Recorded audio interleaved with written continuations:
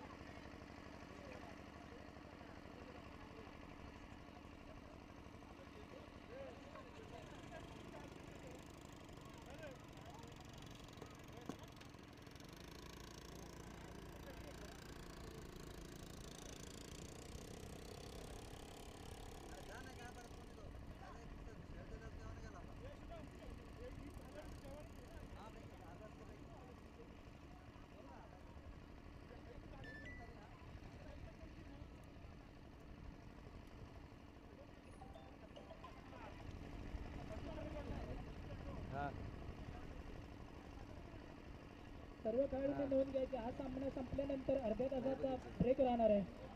आता चालू असलेला सामना दीपज्योती 11 वर्सेस जय भैरी भवानी.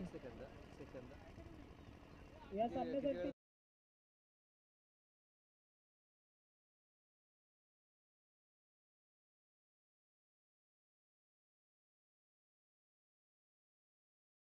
रंगणार आहे तो दीपज्योती 11 वर्सेस जय भैरी भवानी 11. हे दोन्ही संघ आपला पहिला सामना पराभूत झालेत. यावेळेस मात्र कोणता तरी एक संघ विजयी होणार हे मात्र नक्की आहे. एकीकडे असणार आहे तो आदित्य राणेचा संघ, तर दुसरीकडे असणार आहे तो शुभम राणेचा संघ. याआधी झालेला सामना कोरडे वॉरियर्स वर्सेस तन्वी 11. एक हाय स्कोरिंग सामना पाहायला मिळाला, परंतु अतिशय सुंदर अशी फलंदाजी पाहायला मिळाली ती तन्वी 11 संघाच्या सलामीवीरांकडून. जे खेळाडू बाउंड्री लाईनच्या आतमध्ये बसलेत त्यांनी कृपया करून बाउंड्री लाईनच्या बाहेर जायचं आहे. जे खेळाडू बाउंड्री लाईनच्या आतमध्ये बसलेत त्यांनी बाउंड्री लाईनच्या बाहेर जायचं आहे. कोरडे वॉरियर्स संघाचे खेळाडू कृपया बाउंड्री लाईनच्या बाहेर जायचं आहे. पुन्हा एकदा सामन्याला सुरुवात होते. वैयक्तिक कोटातील पहिला आणि संघासाठी पहिलं षटक हाताळण्यासाठी आलाय तो दीपज्योती 11 संघाकडून राज. 10 ते 15 पावलांचा रणक घेऊन सज्ज असणारा तो राज, तर त्याच्या समोर असणार आहे तो सोमनाथ थेटे. आणि सोमनाथ बरोबर आलाय तो बाळा.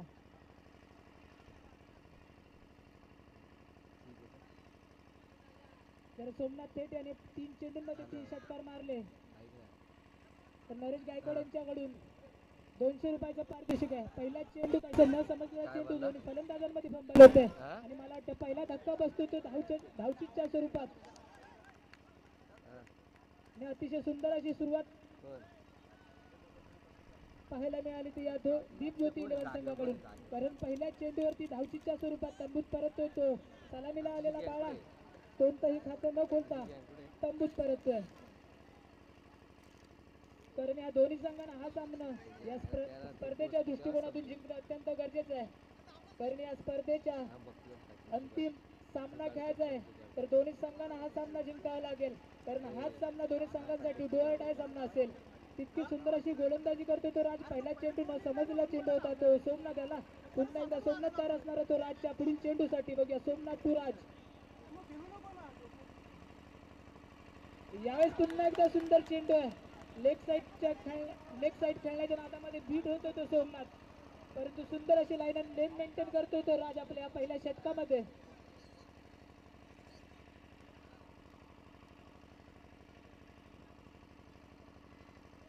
सोमनाथ थेटे यांना अजून सुद्धा पारितोषिक जाहीर आहे. 3 चेंडूवरती जर 3 षटकार मारले तर 200 रुपयाचं पारितोषिक जाहीर झाले. पुन्हा एकदा राज टू सोमनाथ.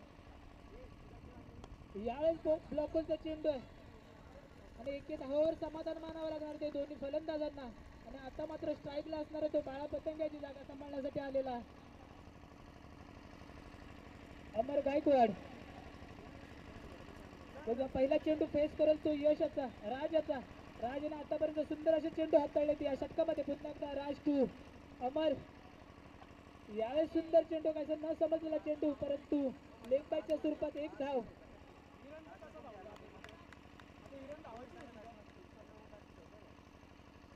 जर जय भैरी भवानी संघाला हा सामना जिंकायचा असेल तर पहिल्या इनिंग मध्ये 60 ते 70 धावांचं आव्हान उभं करावं लागेल.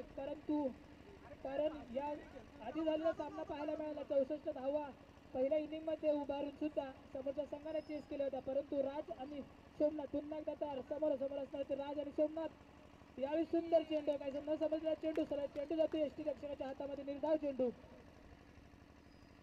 अतिशय सुंदर असं षटक हाताळताना पाहायला मिळतो तो राज आपल्या संघासाठी.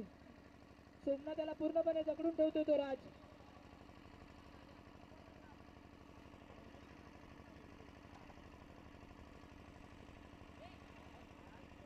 यावेळेस पुन्हा निर्धाव चेंडू टाकतो तो राज. अतिशय सुंदर अशी गोलंदाजी केली ते राज याने. केवळ पहिल्या षटकामध्ये 2 धावा खर्ची घातल्यात ते आपल्या संघासाठी. राज यानं अतिशय सुंदर असं षटक हाताळले पॉवर प्लेचं. केवळ 2 धावा खर्ची घातल्यात.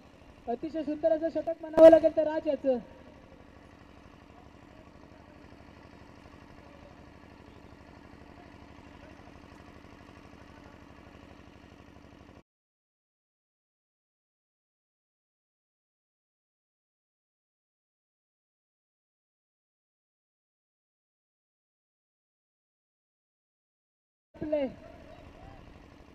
संघाला कायम ठेवले ते तन्वी इलेव्हन संघाने.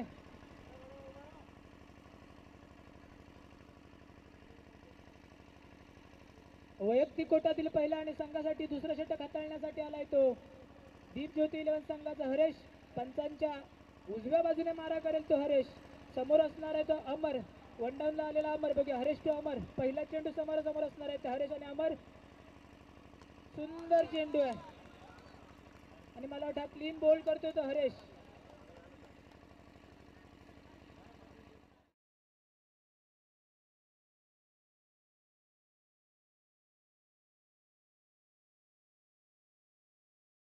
हरेशाची, कारण हरेशाला माहित आहे जर आपल्या संघाला या स्पर्धेमध्ये जिवंत ठेवायचे तर हा सामना कोणत्याही परिस्थितीत जिंकणे आवश्यक असणार आहे. राज यानं पहिलं षटक हाताळलं, केवळ 2 धावा खर्ची घातल्या. तर दुसरा षटक घेऊन आलेला हरेश. पहिल्या चेंडूवरती क्लीन बोल्ड करण्यात यश प्राप्त झाले ते हरेशाला आणि कोणतंही खातं न खोलता तंबूत परतलाय तो अमर. तर अमर याची जागा सांभाळण्यासाठी आलाय तो जय भैरी भवानी संघाचा कर्णधार शुभम राणे. समोर असणार तो हरेश.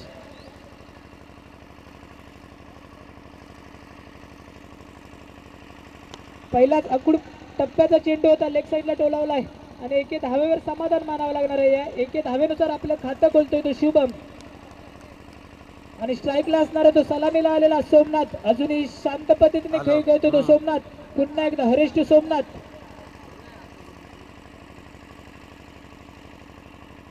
यावेळी सुंदर चेंडू प्लेन मिस होतोय.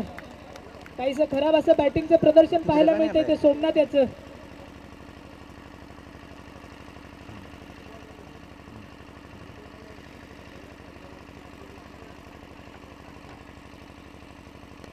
यावेळी सुंदर चेंडू आहे आणि एके धावेवर समाधान मानावं लागणार आहे ते सोमनाथ आणि शुभम याला.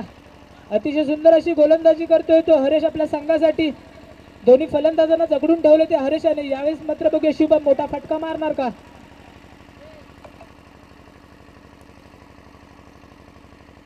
यावेळेस फुलटाक पद्धतीचा चेंडू आणि फुलटोल केला तर शुभम याने.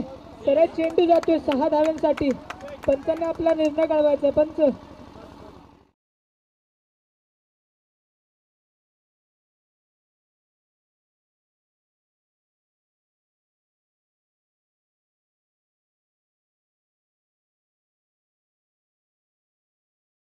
मध्ये मोठ्या धावसंख्या उभारायच्या तर मोठे फटके खेळावे लागणार. पुन्हा एकदा शुभम टू हरेश. यावेळेस अकुळपट्ट्याचा चेंडू आहे. धावचित होणार का. खराब अशी थ्रो फेकी म्हणावी लागेल या क्षेत्ररक्षकाची. कदाचित सोमनाथ तंबूत परतला असता, परंतु तसं काय पाहायला मिळालं नाही. मला वाटतं राज आहे त्याने खराब असं थ्रो फेकी पाहायला मिळाली. 2 षटक संपते. 2 षटकांच्या समाप्तीनंतर संघाची धावसंख्या होते ती 2 बाद 10. अतिशय सुंदर अशी गोलंदाजीचं प्रदर्शन पाहायला मिळालं या दोन्ही गोलंदाजाकडून. पहिलं षटक हाताळलं होतं तर राज केवळ 2 धावा खर्ची घातल्या, तर दुसरा षटक घेऊन आलेला हरेश याने 8 धावा खर्ची घेत 2 फलंदाज तंबूत परतवले त्या या हरेश यानं.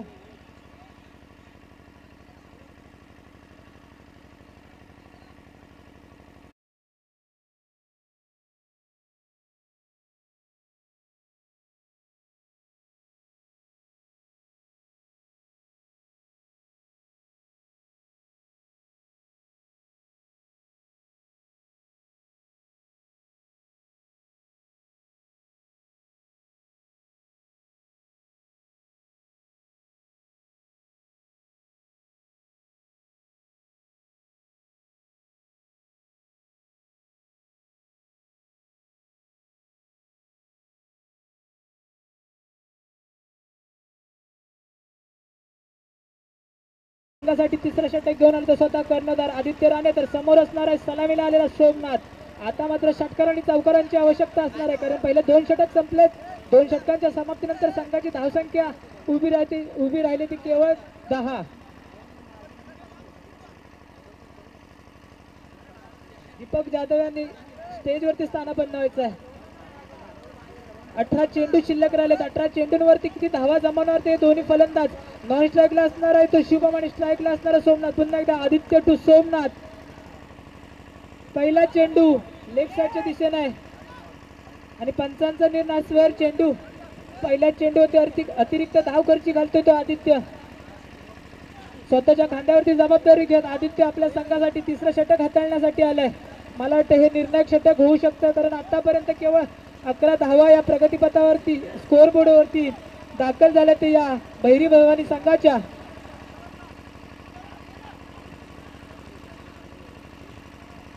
पुन्हा एकदा आदित्य पंचांच्या डाव्या बाजूने मारा करेल तो सलामीला आलेला सोमनाथ याला. पुन्हा एकदा 30 लाईन आणि लेन मेंटेन करताना पाहायला मिळते आदित्य, आणि पुन्हा एकदा सलग दुसरा चेंडू स्वेअर करतोय. आतापर्यंत पहिल्या 2 गोलंदाजांनी अतिशय सुंदर अशी कामगिरी केली होती, परंतु आदित्य सलग पहिले 2 चेंडू स्वेअर फेकतोय. पुन्हा एकदा आदित्य आपल्या षटकातील पुढील चेंडू घेऊन सोमनाथ याला. यावेळेस मोठा फटका आहे. चेंडू खाली क्षेत्ररक्षण असणारा हरेश कॅच घेणार का हरेश? मला वाटतं सुंदर असा प्रयत्न केला होता हरेश यानं, परंतु शुभम नकार देतोय. कदाचित 2 धावा झाल्या असत्या, परंतु शुभम याने नकार दिला तर सोमनाथ याने.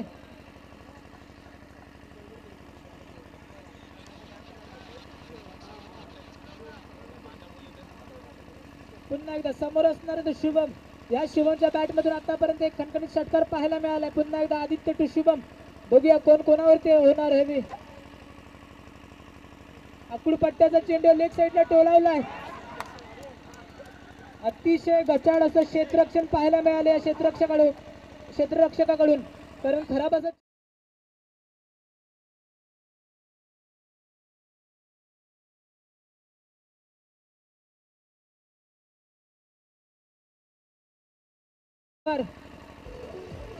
पंच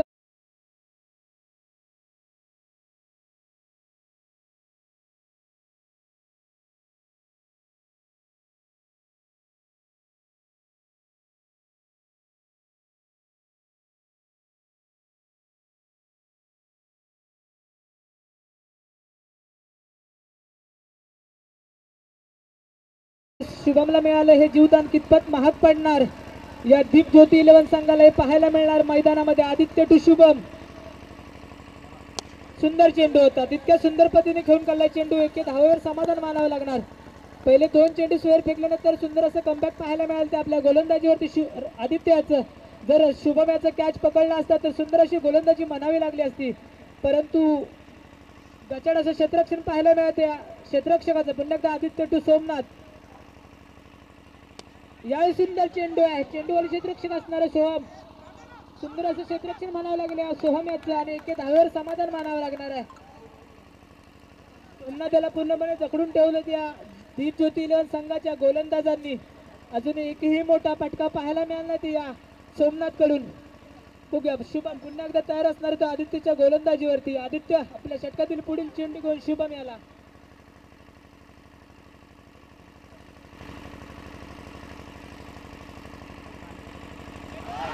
यावेळेस मला वाटतं क्लीन बोल्ड होतो तो शुभम.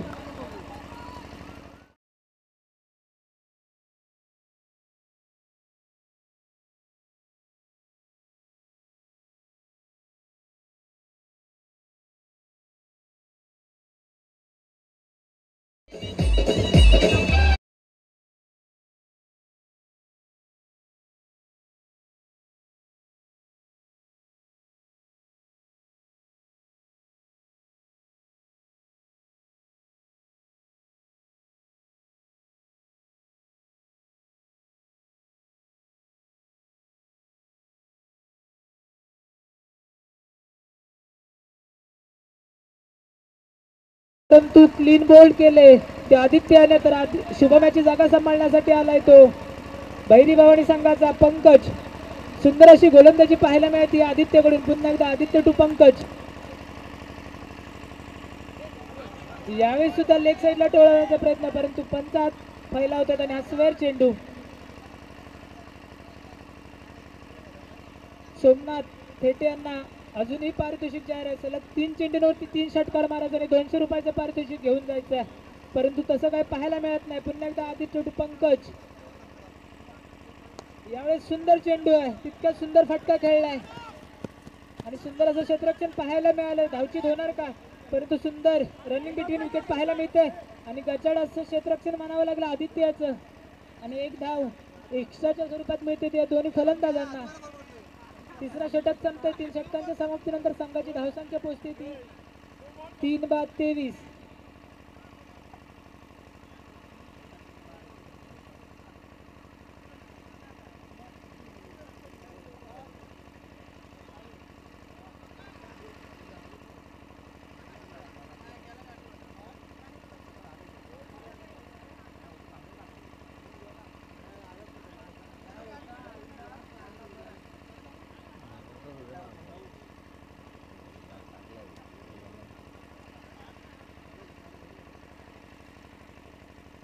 सोमनाथ थेटे यांना मोठं पारितोषिक झाले. जर सलग 3 चेंडूंवरती 3 षटकार मारले तर नरेश गायकवाड यांच्याकडून 1000 रुपयाचं पारितोषिक जाहीर झालंय. सलग 3 चेंडू आणि 3 षटकार, परंतु सोमनाथ थेटे यांच्या बॅटला काही बॉल लागताना दिसत नाहीये. वैयक्तिक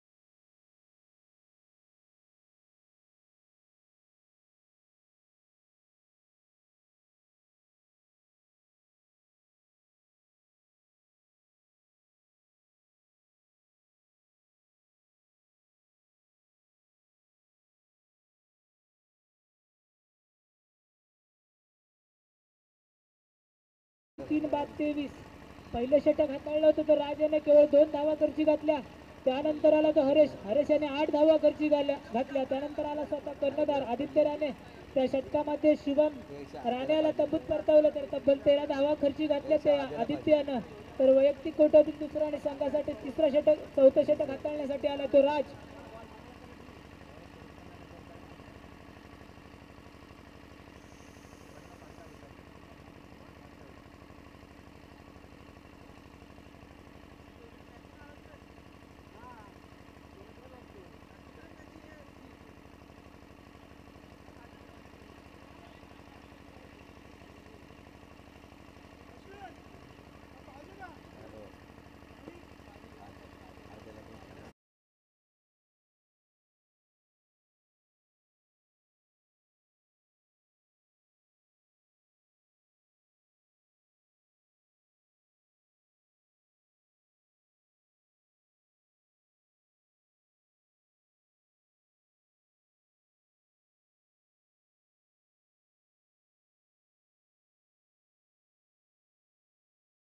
आवश्यकता आहे.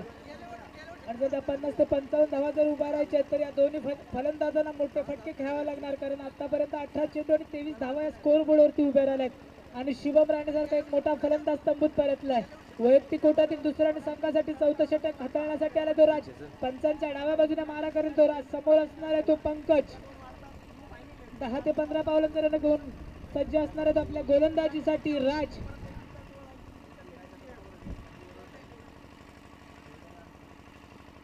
पहिला चेंडू आकुड पट्ट्याचा, तितक्या सुंदर पद्धतीने लेग साईडला खेळायला सरळ चेंडू जातोय आणि अतिशय सुंदर असं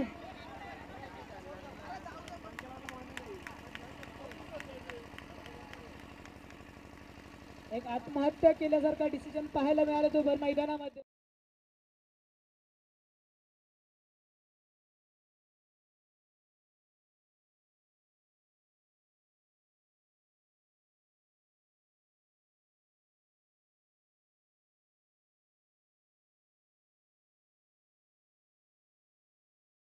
पाहायला मिळाले क्षेत्ररक्षकाकडून आणि पंकज मात्र तंबूत परततोय.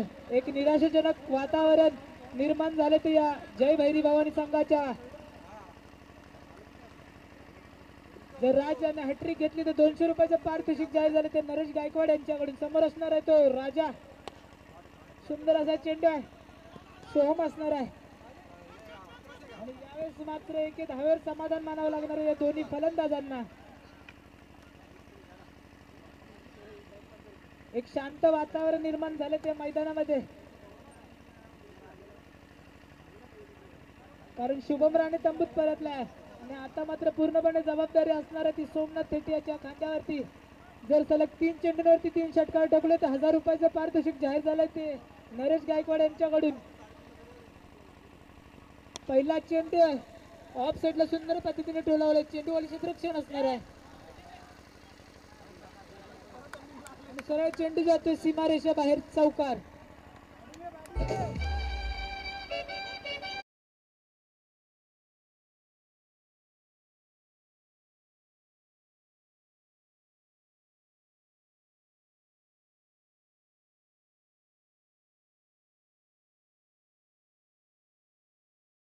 मैदानामध्ये सोमनाथ, राज टू सोमनाथ.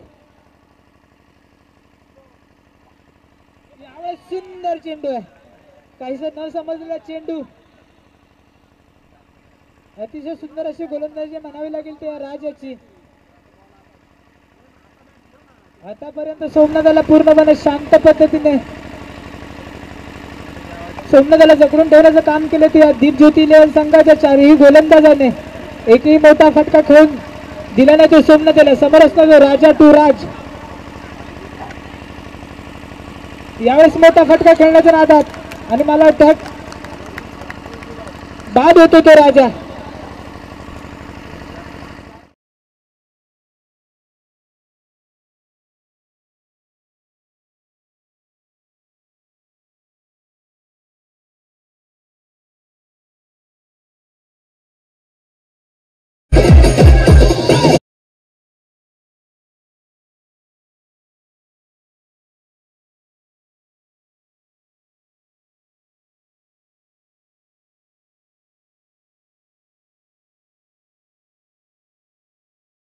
जागा सांभाळण्यासाठी आला नवीन बॅटर, बॅट्समनचं नाव सुशांत.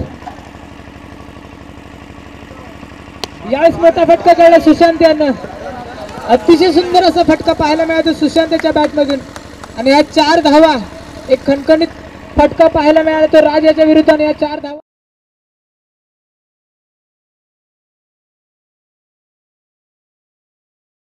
नंतर संघाची धावसंख्या पोहोचते ती 5/34. अतिशय सुंदर असं गोलंदाजीचं प्रदर्शन पाहायला मिळालं आतापर्यंत या तिन्ही गोलंदाजांचं, ते म्हणजे हरेश, राज आणि आदित्य. आणि यावेळेस मात्र चौथा गोलंदाज कोण असणार आहे तो आपल्या संघासाठी, कारण आतापर्यंत पहिल्या 3 गोलंदाजांनी अतिशय सुंदर अशी गोलंदाजी केली आपल्या संघासाठी. कारण हा सामना दोन्ही संघांसाठी डोएट आहे सामना असणार आहे. जो या सामन्यामध्ये संघ पराभूत होईल त्या संघाचे मला वाटतं या स्पर्धेतील विजयापासून वंचित राहील यात काही शंकाच नसणार आहे. वैयक्तिक कोट्यातील पहिलं आणि संघासाठी एक निर्णय आणि अंतिम षटक हाताळण्यासाठी आला तो आपल्या संघाचा पवन. समोर असणारा तो सलामीला आलेला सोमनाथ, अजूनही शांत पद्धतीने खेळ खेळतो सोमनाथ. शेवटच्या षटकामध्ये आक्रमकता प्रदान करणार का सोमनाथ. पहिला चेंडू आहे आणि निर्धाव चेंडू आहे. ज्या पद्धतीने सोमनाथाने सुरुवात केली होती निर्धाव चेंडूने, तशाच प्रकारे अजूनही खेळ खेळतो तो सोमनाथ.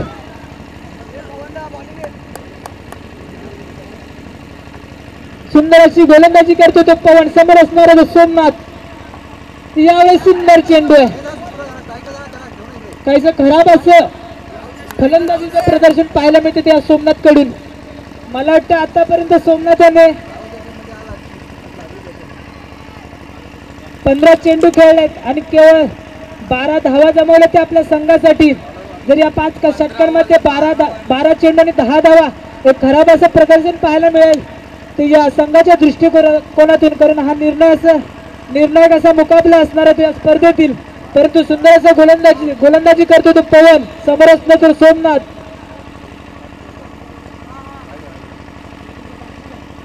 आणि हा स्वर चेंडू. जर या सामन्यामध्ये जिवंत राहायचं तर सोमनाथला 2 मोठे फटके खेळावे लागणार. त्याला 3 चेंडू 3 षटकार 1000 रुपयाचं पारितोषिक असणार सोमनाथ याला. गजड असं क्षेत्ररक्षण म्हणावं लागेल ते यष्टीरक्षकाचा स्वेर चेंडू. सोमनाथ याची सुवर्ण संधी अजूनही चालू असणार आहे. अजूनही 4 चेंडू शिल्लक असणार आहेत ते या पवनाच्या गोलंदाजी होते आणि 3 षटकार मारायचे आहेत. त्या सोमनाथला 1000 रुपये जर पारितोषिक मिळवायचं तर 3 चेंडू आणि 3 षटकार.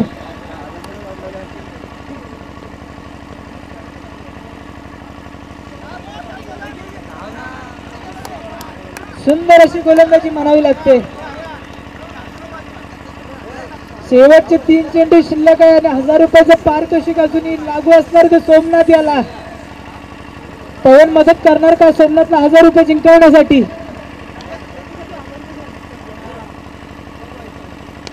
नाही, पवन काही मदत करत नाहीये सोमनाथ याला.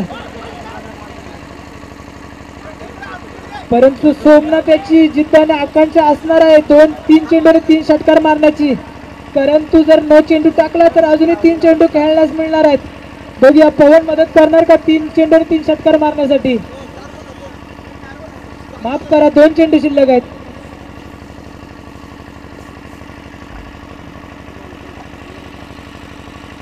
निर्धाव चेंडू.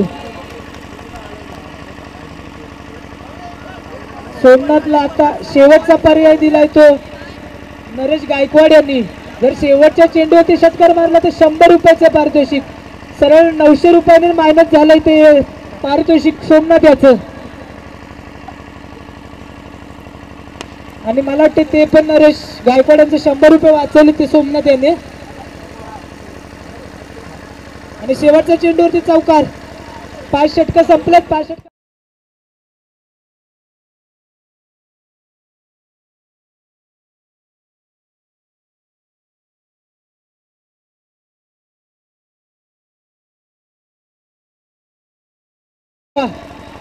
डीजे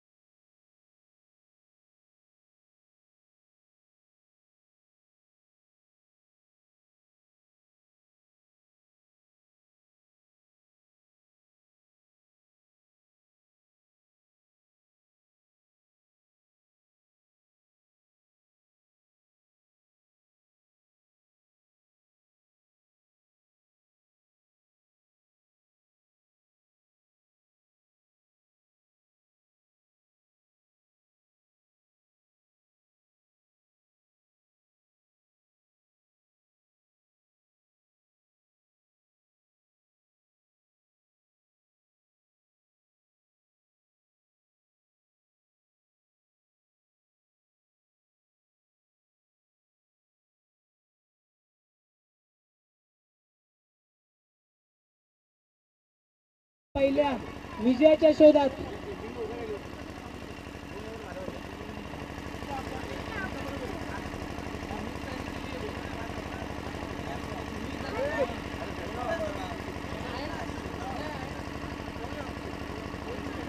सामना चालू करायचा. जिंकण्यासाठी 30 चेंडू 43 धावा, तर 43 धावा असणार आहेत आणि चेंडू असणार आहेत ते 30. एक सोपं समीकरण दिसतं ते या स्कोअर बोर्ड वरती, परंतु शुभम वैयक्तिक गटातील पहिल्या आणि संघासाठी पॉवर प्लेचं षटक सांभाळण्यासाठी आला तर शुभम जर पहिलं षटक सुंदर असं हाताळलं तर सामना रोमांच परिस्थितीत पोहोचणार, यात काही शंकाच नाही.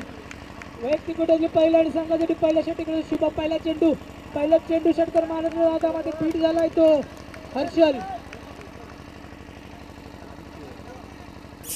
हर्षल जर लगातार 3 चेंडूंवरती 3 षटकार ठोकले तर नरेश गायकवाड यांच्याकडून 300 रुपयाचं पारितोषिक जाहीर झालंय. हर्षल कोरट्याला प्रत्येक षटकारासाठी दीपज्योती संघाच्या संघ मालकांकडून 100 रुपयाचं पारितोषिक जाहीर झालंय. हर्षल कोरडे याच्यावरती बक्षिसांचा वर्षा होते. जर 3 चेंडूंवरती 3 षटकार ठोकले तर नरेश गायकवाड यांच्याकडून 200 रुपयाचं आहे आणि प्रत्येक षटकारासाठी दीपज्योती 11 संघाच्या संघ मालकांकडून 100 रुपयाचं पारितोषिक आहे. या षटकार मारण्याच्या नादामध्ये पहिले 2 चेंडू निर्धाव टाकले ते या शुभम याने सुंदर अशी गोलंदाजी करत होतो. आज शुभम समोर असणार तो हर्षल.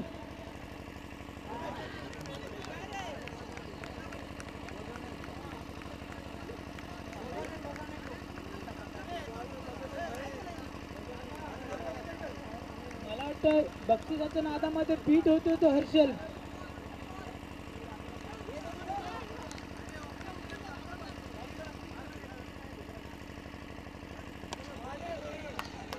यावेळेस पहिला षटकार येते आणि 100 रुपयाचे पारितोषिक मिळते ते हर्षल याला.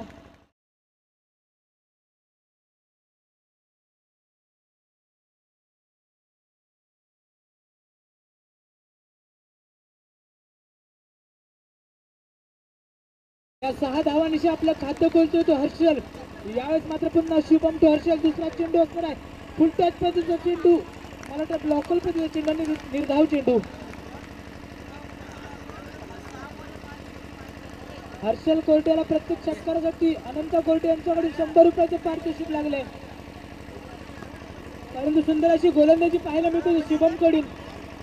एक षटकार टाकला परंतु त्यानंतर सुंदर अशी गोलंदाजी केली त्या शुभम यानं. यावेळेस मोठा फटका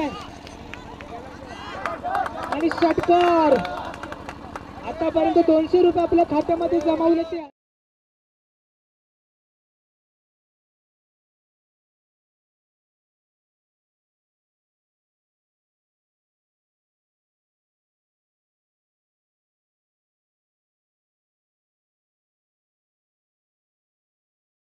परंतु 2 चेंडू सरळ बॅट वरती घेतल्याने सरळ चेंडू फेकला सीमारेषा बाहेर. षटकार.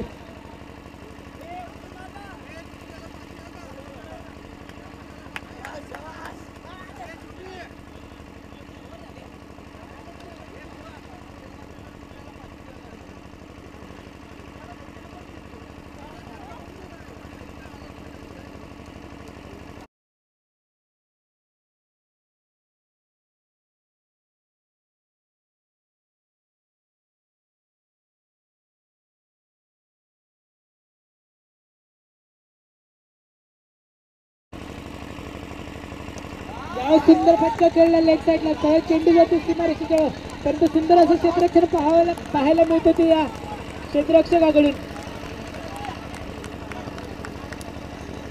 वैयक्तिक कोटातील पहिला आणि संघासाठी दुसरं षटक घेऊन आला तो अमर. पहिल्या चेंडूवरती लेग साईडला टोलावला तो चेंडू आणि या एक धावीनिशी संघ स्वतःचं खातं खोलतो तो पवन. यावेळेस मात्र समोर असतो तो हर्षल. याच हर्षलवरती पारितोषिकांची बहार झाली त्या मैदानावरती. आतापर्यंत 2 षटकार ठोकले ते हर्षल आणि पुन्हा एकदा अमर जो हर्षल मोठा फटका खेळतोय परंतु चेंडू जातोय लेग साईड कडे आणि मला वाटते 1 धावेवर समाधान मानावं लागते ते हर्षल याला. 43 धावांचं बचाव करताना पहिल्या षटकामध्ये 12 धावा खर्ची घातले तो स्वतः कर्णधार शुभम यानं. आणि वैयक्तिक कोट्यातील पहिला आणि संघासाठी दुसरा षटक हाताळण्यासाठी आला तो अमर. पहिल्या 2 चेंडूवरती दोन धावा खर्ची घातले ते अमर यानं. पुन्हा एकदा सलामीला आलेला पवन टू अमर. यावेळेस सुंदर चेंडू, काय न समजलेला चेंडू, अतिशय सुंदर असं यष्टीरक्षण पाहायला मिळते आपल्या संघासाठी बाळाचं.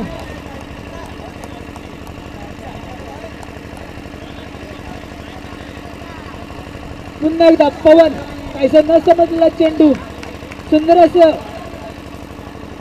गोलंदाजी पाहायला मिळते अमर याला. अमर याची जर या सामन्यामध्ये टिकून राहायचं, सुंदर अशी गोलंदाजी करावी लागणार ती अमर याला. समोर असणार तो पवन. यावेळेस सुंदर चेंडू होता आणि सुंदर असं गोलंदाजी केलं होतं आणि तितकं असं सुंदर क्षेत्ररक्षण पाहायला मिळतं ते पंकज याच्याकडून. एके धावेवर समाधान मानावं लागणार ते पवन आणि हर्षल याला. यावेळेस मात्र स्ट्राईकला आलाय तो हर्षल. त्याच्या बॅटमधून आतापर्यंत 2 खणखणीत षटकार पाहायला मिळाले. तोच हर्षल. समोर असणार तो अमर.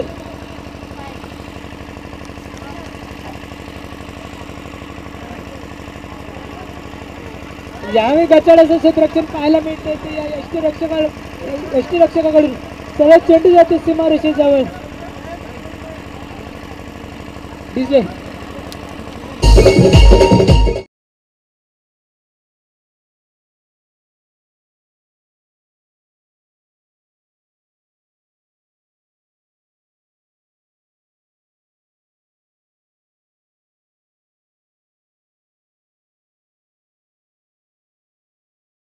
निर्धाव चेंडू होता परंतु गचड असं क्षेत्ररक्षण पाहायला मिळालं. 4 धावा गेला. पुन्हा एकदा अमर टू हर्षल. यावेळेस मोठा फटका खेळण्याच्या नादामध्ये बीट होते. हर्षल याला पारितोषिक कंटिन्यू राहणार आहे. प्रत्येक षटकाला 100 रुपयाचे पारितोषिक जाहीर असणार आहे.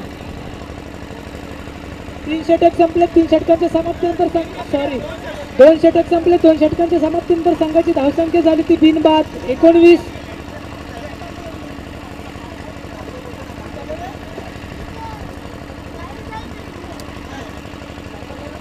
डीजे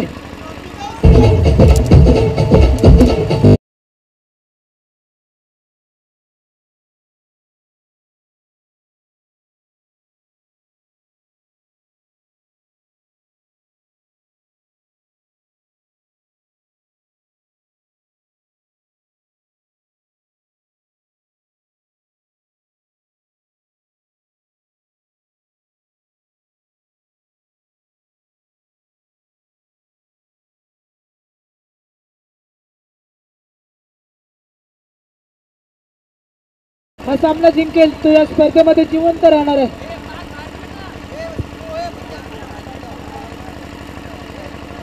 सलामीला आलेले सलामीवीर हर्षल आणि पवन अतिशय सुंदर अशी खेळी साकारतात ते या सामन्यामध्ये. वैयक्तिक कोट्यातील पहिला आणि संघासाठी तिसरा षटक हाताळण्यासाठी आला तो पंकज. समोर असणार आहे तो पवन.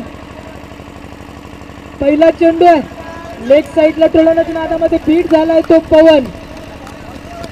अतिशय सुंदर अशी गोलंदाजी करतो तो पंकज. कारण पंकजाला माहित आहे हे षटक अतिशय सुंदर असं हाताळण्याची गरज आहे. कारण 17 चेंडू आणि 24 धावांची आवश्यकता असणार ती विजयासाठी. यावेळेस सुंदर चेंडू आहे आणि एके धावेवर समाधान मानावं लागणार आहे दोन्ही फलंदाजांना. यावेळेस मात्र षटकारांचा बादशाह सलामीला स्ट्राईकला असणार तो हर्षल. आतापर्यंत 2 मोठे फटके पाहायला मिळाले या हर्षलाच्या बॅटमधून परंतु सुंदर अशी गोलंदाजी पाहायला मिळाली पंकज याच्याकडून.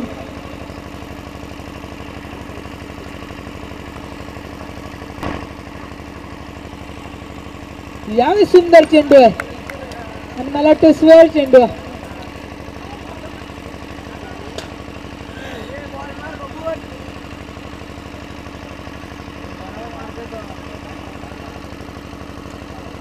मैदानामध्ये खरं पाहता कोणतेही जोखीम न पत्करण्याची गरज आहे ती हर्षल आणि पवन याला.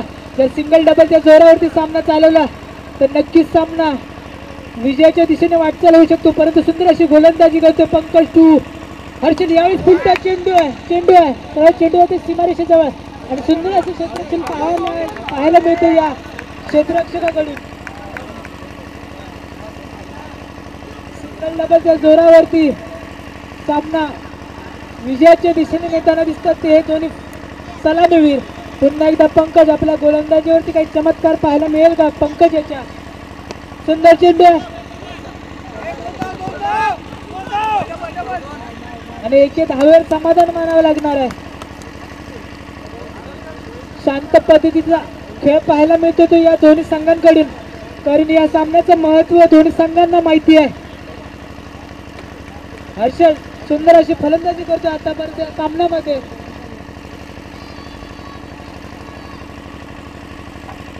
यावेळी सुंदर चेंडू आहे.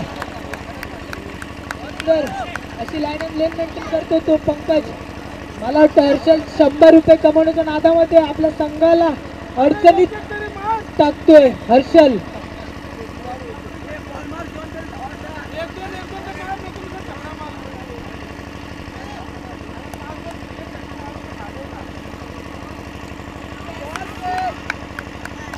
मला वाटतं काहीतरी 100 रुपयाचं पारितोषिक महाग पडतंय. Drink break DJ.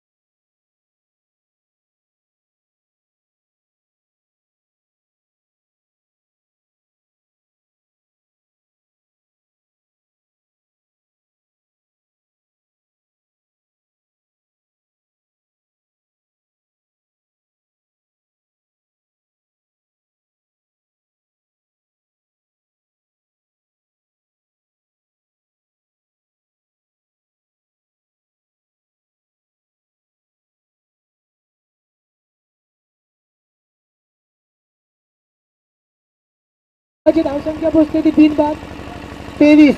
अजूनही जिंकण्यासाठी 12 चेंडू आणि 20 धावांची गरज असणार आहे. जर सामना टाय झाला तर सुपर ओव्हर खेळवण्यात येईल. दोन्ही संघाच्या कर्णधारांनी याची नोंद घ्यायची आहे. 20 धावा असणार आहेत आणि 12 चेंडू शिल्लक राहिलेत.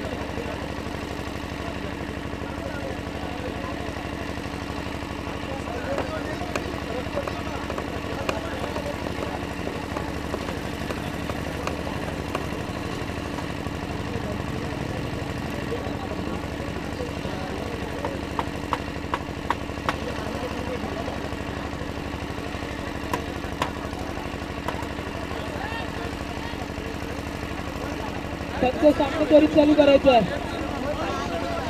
12 चेंडू आणि जिंकण्यासाठी 20 धावांची आवश्यकता असणार आहे.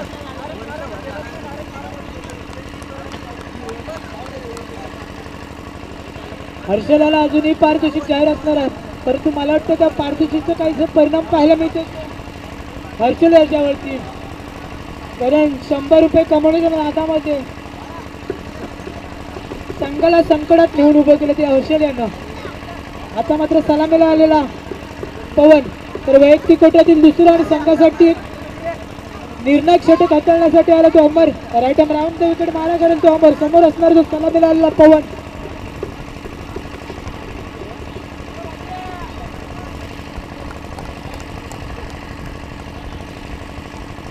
यावेळी चेंडू हवेमध्ये.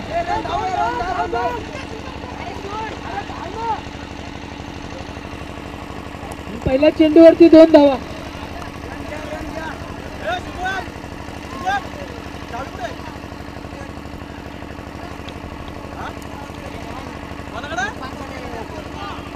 सामना रोमांच परिस्थितीत. जिंकण्यासाठी 11 चेंडू आणि 18 धावा. सलामीला गेलेली ही जोडबोली अजूनही मैदानात सुखरूपरित्या खेळताना दिसते.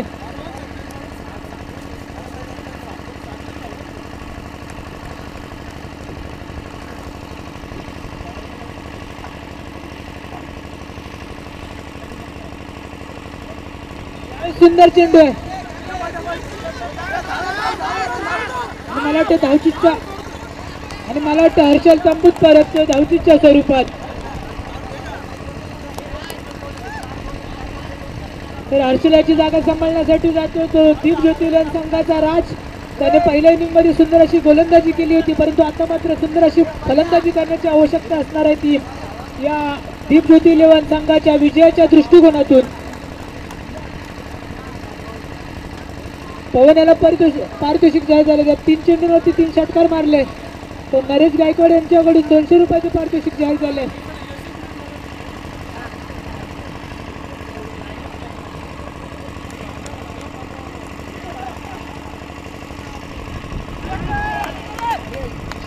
मला वाटतं नरेश गायकवाड यांचे 100 रुपये सुखरूप ठेवण्याचा प्रयत्न आहे तर पवन याचा, कारण पहिल्या इनिंग मध्ये पाहायला मिळाले ते सोमनाथ याच्याकडून, नंतर पाहायला मिळत हर्षल, आता मात्र आलाय राज. सुंदर अशी गोलंदाजी करतोय तो आपल्या संघासाठी अमर. यावेळेस मोठा फटका खेळलाय तो राज यानं आणि गचाळ असं क्षेत्ररक्षण पाहायला मिळतं पंकज याच्याकडून. या 4 धावा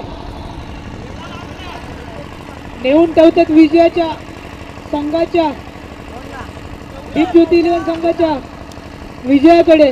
अतिशय सुंदर असं फटका, या 4 धावांशी आपलं खातं खोलतो तो हा राज. अमरवरती फटका पाहायला मिळतो तो राज याचा. पुन्हा एकदा राज टू अमर. यावेळी सुंदर चेंडू आहे आणि पंच हात पाहिला तर स्क्वेअर चेंडू.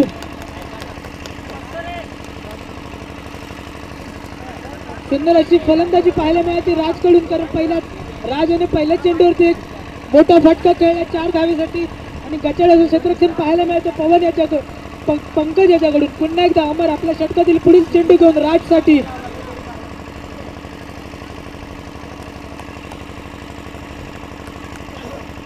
यावेळेस मोठा फटका आहे, षटकार.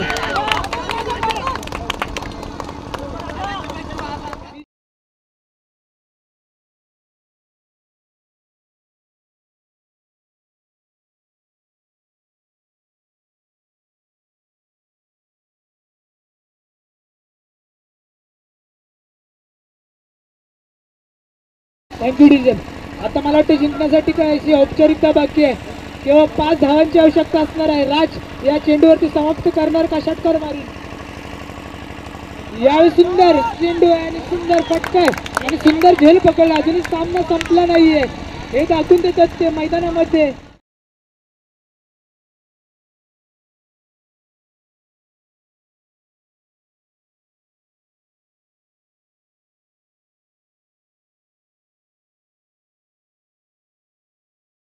चेंडू आणि 5 धावा, अजूनही सामना संपलेला नाही.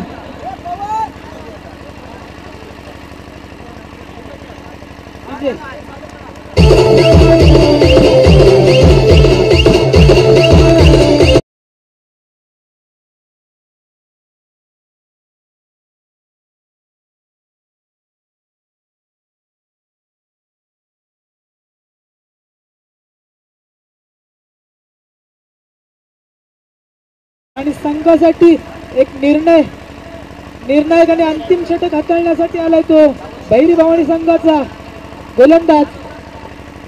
गोलंदाजाचं नाव सांगायचं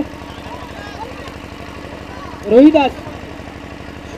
रोहिदास आपल्या गोलंदाजीवरती चमत्कार करतो का, कारण जिंकण्यासाठी 6 चेंडू आणि 5 धावा, 5 धावा आणि 6 चेंडू शिल्लक आहेत आणि सलामीला आलेला पवन मात्र स्ट्राईकला असणार आहे. 6 चेंडू आणि 5 धावा, पंचांच्या डाव्या बाजूने मारा करेल तो रोहिदास पवन याला.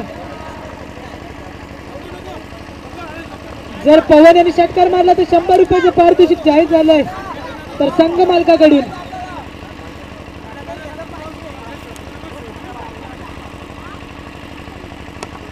सुंदर चेंडू खाली क्षेत्ररक्षण असणार आहे सुशांत.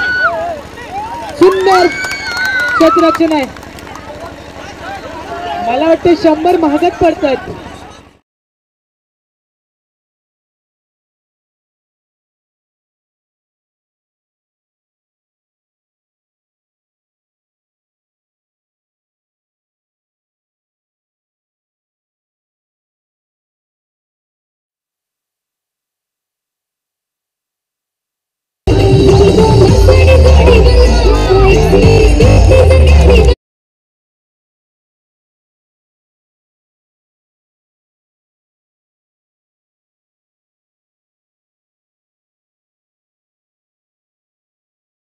मात्र पवन याची जागा सांभाळण्यासाठी आलाय तो सोहम.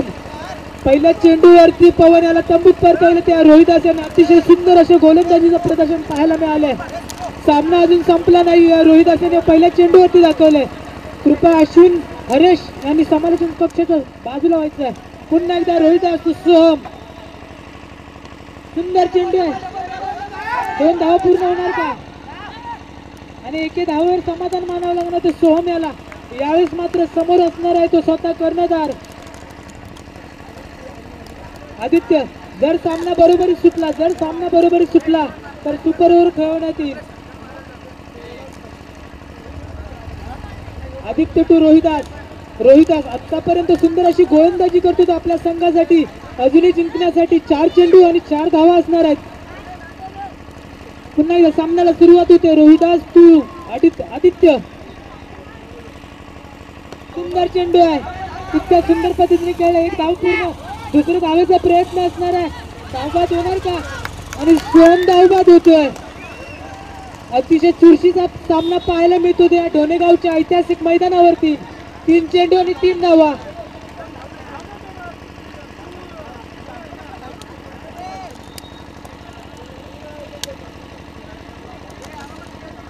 तर विवेकाची जागा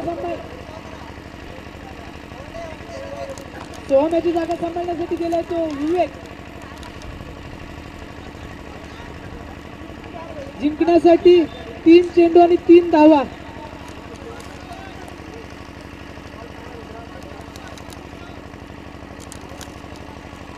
सुंदर चेंडू आहे. कदाचित जर धावचित झाला असतं तर काहीच वेगळं चित्र पाहायला मिळालं असतं. गचड असं क्षेत्ररक्षण पाहायला मिळतंय. सामन्यामध्ये काहीशी खळबळ पाहायला मिळाली.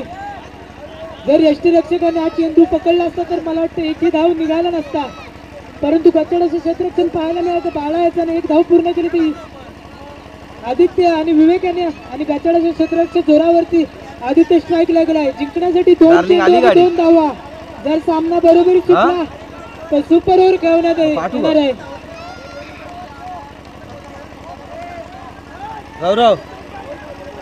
गौरव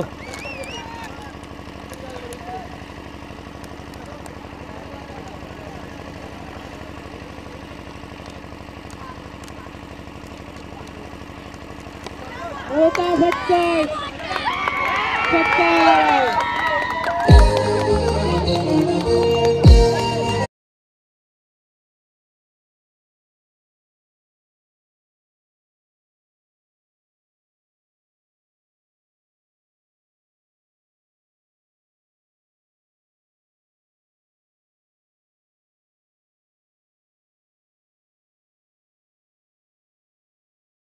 शहरात डोणे गाव